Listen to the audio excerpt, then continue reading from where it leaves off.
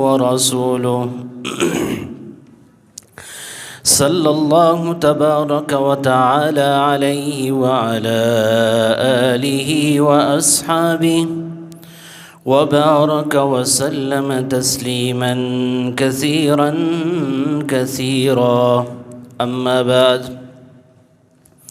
فقد قال الله تبارك وتعالى في كلامه المجيد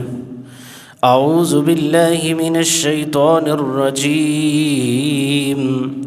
بسم الله الرحمن الرحيم قل هل يستوي الذين يعلمون والذين لا يعلمون وقال النبي صلى الله عليه وسلم إنما بعثت معلما صدق الله وصدق رسوله